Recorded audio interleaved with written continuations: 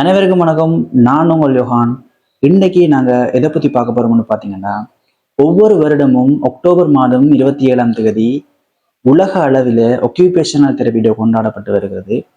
So அதால் இன்றைக்கு நான் உங்களுக்கு ஒரு குட்டி கதை சொல்ல போகிறேன். அது எதை பற்றினா ஒக்கியூபேஷனல் தெரப்பியினுடைய வரலாற்றை பற்றி. ஸோ உங்களோட நாட்டில் இப்படியே ஒரு தமிழ் மருத்துவமான சித்த மருத்துவம் அதோட ஆயுர்வேதிக் மருத்துவம் ஆகியவன ஒரு புராதன காலத்தில் இருந்து இருக்கிறதோ, அது ஒரு அடியில இருந்து வந்துச்சோ, அதே போலத்தான் ஒக்கியூபேஷனல் தெரப்பி ஐரோப்பா கண்டங்கள்ல ஒரு அடியில இருந்து உருவாகி உலக அளவுல மேம்பட்டு வந்திருக்கு. ஸோ அதை பத்தின ஒரு வரலாற்று கதையைத்தான் நான் இன்னைக்கு உங்களிடம் பகிர போறேன். வாங்க பார்க்கலாம்.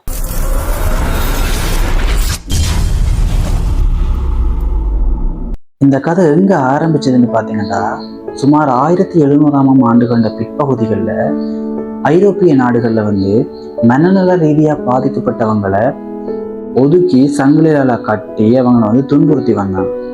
ஆனா அங்க வாழ்ந்த பிரான்ஸ் நாட்டை சேர்ந்த பிலிப்பி பினேல் என்றவரும் இங்கிலாந்து நாட்டை சேர்ந்த வில்லியம் லூக் என்பவரும் ஒன்று சேர்ந்து த மோரல் ட்ரீட்மெண்ட் மூவ்மெண்ட் என்ற பேருக்குல இப்படியான மக்களை ஒன்று சேர்ந்து அவங்களுக்கு தோட்ட வேலைகள், அடுத்தது கிராஃப்ட்ஸ் ஒர்க்ஸ், அதாவது கையால் செய்கிற உற்பத்தி அப்படியான வேலைகளை பழக்கி அவங்கள என்கேஜாக வச்சிருந்தாங்க.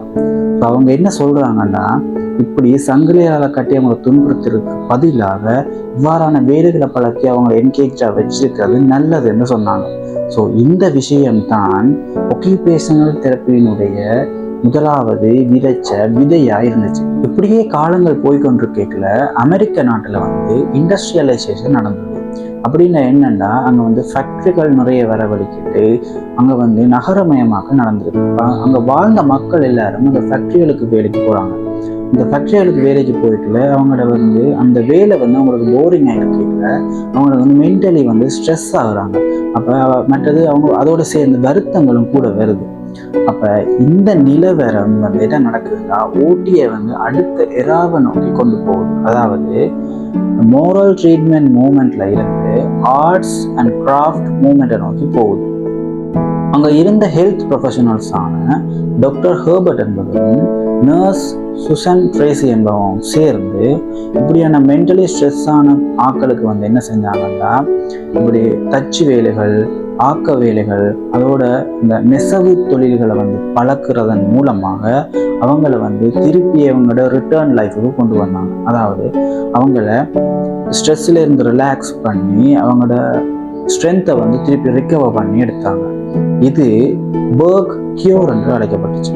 இப்படியே போய்கொண்டு கேட்கல, அப்பதான் நிகழ்ந்துச்சு ஒரு மிகப்பெரிய ஒரு நிகழ்வு, உலக அளவில் பயங்கரமான நிகழ்வு, த ஃபர்ஸ்ட் வேர்ல்ட் வார், முதலாம் உலக போர்.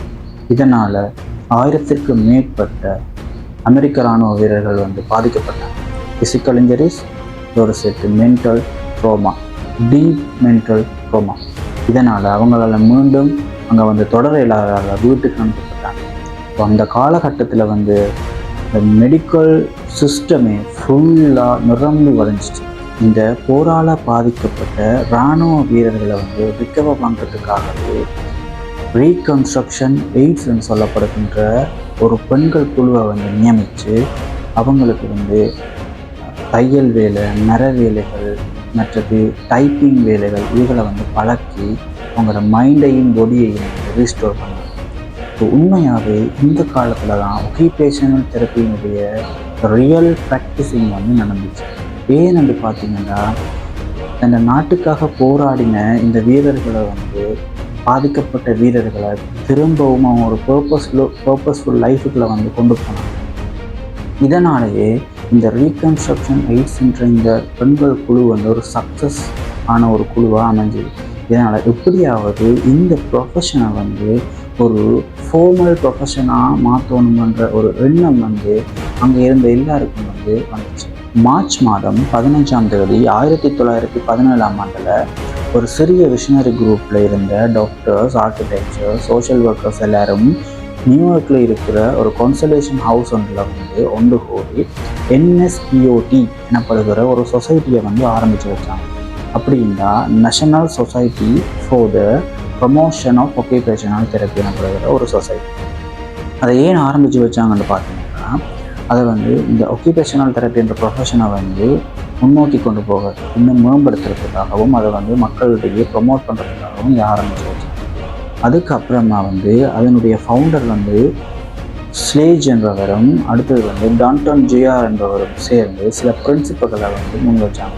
அது என்னென்னு பார்த்தீங்கன்னா, that person needs meaningful activity to be healthy. அதாவது ஒருத்தர் வந்து ஹெல்த்தியாக இருக்கணும்னா அவருக்கு விருப்பமான ஆக்டிவிட்டீஸ்களில் வந்து முழுமையாக ஈடுபடணுமன்ற சில பிரின்சிபல்களில் வந்து அவங்க வந்து முன் வச்சாங்க. இதோட அமெரிக்கா நாட்டில் வந்து கொஞ்சம் கொஞ்சமாக இந்த ஒக்கியூபேஷனல் தெரப்பி ப்ரொஃபஷன் வந்து வளர்ந்து வர ஆரம்பிச்சது. அதோட இந்த என்எஸ்பிஓடியை வந்து என்னென்னு மாற்றினாங்கன்னா ஏஓட்டான்னு மாற்றினாங்க. அது இந்த அர்த்தம் என்னென்னா அமெரிக்கன் ஒக்கியூபேஷனல் தெரப்பி அசோசியேஷன் என்ற அர்த்தம். இதோட இன்னும் மென்மேலும் வந்து அமெரிக்கா நாட்டில் ஒரு மேஜர் ஹெல்த் ப்ரொஃபஷனலாக இந்த ஒக்கியூபேஷனல் தெரப்பி வளர்ந்து வந்துச்சு. யுத்தத்துக்கு பிறகு சுமார் 1900ஆம் ஆண்டுகளில் நடுப்பகுதிகளில் பார்த்தீங்கன்னா போலியோ மற்றும் செரிபிரல் போல்சி போன்ற சிறுவர்களுக்குரிய டிசீஸ்களின் எண்ணிக்கை வந்து அதிகரிக்க ஆரம்பிச்சு. அதோட ஒக்கியூபேஷனல் தெரப்பியினுடைய முக்கியத்துவமும் அதிகரிக்க ஆரம்பிச்சு. ஸோ அவ்வளவு காலமுமே ஒக்கியூபேஷனல் தெரப்பி இந்த கிராஃப்ட்ஸ் ஒர்க்ஸில் தச்சு தொழில்கள், தையல் வேலைகள், டைப்பிங் இதுகளில் வந்து கூடுதலாக முக்கியத்துவம் கொடுத்தவங்க அன்றைக்கு தான் ஃபர்ஸ்ட் டைம் வந்து டெய்லி லிவிங் ஸ்கில்ஸை வந்து சிறுவர்களுக்கு பழக்க ஆரம்பித்தாங்க. அதோட அந்த என்வைரான்மெண்ட்டை வந்து அடாப்ட் ஆகிறதுக்கு ஹெல்ப் பண்ணாங்க. ஸோ அதோட அவ்வளவு காலமுமே ஃப்ரான்ஸ் நாட்டிலையும் யூஎஸ் நாட்டிலையும் வந்து முக்கியத்துவமாக இருந்த அந்த ஒக்கியூபேஷனல் தெரப்பி கொஞ்சம் கொஞ்சமாக மற்ற நாடுகளில் வந்து பரவ ஆரம்பிச்சு. அது மட்டும் இல்லாமல் ஒக்கியூபேஷனல் தெரப்பியினுடைய தேவை வந்து வேறு செட்டிங்ஸ்லையும் வந்து உருவாகி, அது என்னென்ன செட்டிங்ஸ்ன்னு பார்த்தீங்கன்னா ஹோம்ஸ், ஹாஸ்பிட்டல்ஸ், ஸ்கூல்ஸ், மனநல சிகிச்சை நிலையங்கள் இப்படியான ஏரியாக்கள் ஒக்கியூபேஷனல் தெரப்பியினுடைய தேவை வந்து அதிகரிச்சு. ஸோ இவங்களோட மெயின் பர்பஸ் என்னென்னு பார்த்தீங்கன்னா helping the people of all ages participate fully in the life. So ஒரு ஆளுக்கு வந்து ஒரு லைஃப் த்ரெட்னிங் இன்சிடென்ட் ஒன்று நடக்குதுன்னா ஒரு சின்ன பிள்ளையாக இருந்தால் அவங்கள திரும்பவும் லேர்ன் பண்ணுறதுக்கு அல்லது ரைட் பண்ணுறதுக்கு வந்து ஹெல்ப் பண்ணுறாங்க. இதே ஒரு அடல்ட்டுக்கு நடந்ததுன்னா அவர் திரும்ப வேலைக்கு போய் அவரோட குடும்பத்தை பார்க்குறதுக்கு வந்து ஹெல்ப் பண்ணுறது. இதுவே ஒரு ஓல்டு அடல்ட், அதாவது இந்த வயது போனவருக்கு நடந்துச்சுன்னா அவரை வந்து வீட்டில் சேஃப்டியாக வாழறதுக்கு வந்து ஹெல்ப் பண்ணுறது. இப்படி எல்லா ஏஜஸையுமே கவர் பண்ணுற ஒரு ப்ரொஃபஷன், ஒரு health care profession ஒக்கியூபேஷனல் therapy. So இதுதான் ஒக்கியூபேஷனல் தெரப்பியினுடைய கதை. ஸோ இந்த காணொலியில் உங்களுக்கு உலகத்தில் எப்படி அடியில இருந்து உருவாகி இந்த அளவுக்கு இந்த ஹெல்த் ப்ரொஃபஷன் வளர்ந்துருக்குன்றதை பற்றி நான் உங்களுக்கு சுவாரஸ்யமாக சொல்லியிருப்பேன் என்று நம்புகிறேன். ஸோ அடுத்த காணொலியில் ஒக்கியூபேஷனல் தெரப்பி எப்படி ஸ்ரீலங்காவில் அறிமுகமாச்சுது, இப்போ ஒக்கியூபேஷனல் தெரப்பியினுடைய நிலைமை எப்படி இருக்குது இந்த ஸ்ரீலங்காவில்ன்றதை வந்து நான் அடுத்த காணொலியில் உங்களுக்கு நாங்கள் விளங்கப்படுத்துகிறேன். ஸோ அதுவரை உங்களிடம் இந்த விடைபெறும் நான் உங்கள் யோகா.